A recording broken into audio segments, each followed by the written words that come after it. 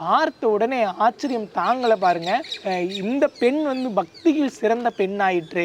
இறைவனிடத்திலே வேண்டிய உடனேயே வந்து மாங்கனி கிடைக்கக்கூடிய அளவிற்கு இந்த பெண் வந்து பக்தியில் திளைத்திருக்கிறார். எனவே நாம் வந்து இந்த பெண்ணோடு இல்லறம் நடத்துவதற்கு நான் சரியான தகுதியான ஆள் கிடையாது. அதனால நான் இனி வந்து இந்த பெண்ணோடு இருக்கக்கூடாதுன்னு சொல்லி தன்னுடைய மனதுக்குள்ளேயே ஒரு முடிவு எடுத்துக்கொண்டு நான் வந்து வணிகம் செய்ய போறேன் அப்படின்னு சொல்லி உறவினர்கள் எல்லாருக்கிட்டும் சொல்லி அம்மையாரை விட்டு நீங்கி வணிகம் சென்று கொஞ்ச காலம் வெளிநாடுகளில் தங்கி மீண்டும் வந்து மதுரை பாண்டிய நாட்டுக்கு போய் பாண்டிய நாட்டில் ஒரு பெண்ணை திருமணம் செய்து கொண்டு அந்த பெண்ணோடு இல்லறம் நடத்தி ஒரு பெண் மகளையும் பெற்றெடுக்கிறாரு இந்த பரமதத். இந்த விஷயம் எல்லாம் வந்து புனிதவதியாரை வந்து அடையுது. உறவினர்கள் உற்றார்கள் எல்லாரும் கூடிக்கிறாங்க. இப்படி இந்த புனிதவதியாருடைய வாழ்க்கையில இப்படி ஏதோ நடந்துருச்சு, ஏன்னா வாழ வேண்டிய பொண்ணாயிற்று, எப்படியாவது பேசி சமாதானப்படுத்தி கணவனோடு வாழ வைக்க வேண்டும், என்ன கோபமா இருந்தாலும் அதை சரி செய்து விட வேண்டும் சொல்லி உறவினர்கள் எல்லாரும் புடைசூழ இந்த அம்மையாரை ஒரு பல்லக்கில் ஏற்றிக்கொண்டு புறப்பட்டு மதுரை போறாங்க.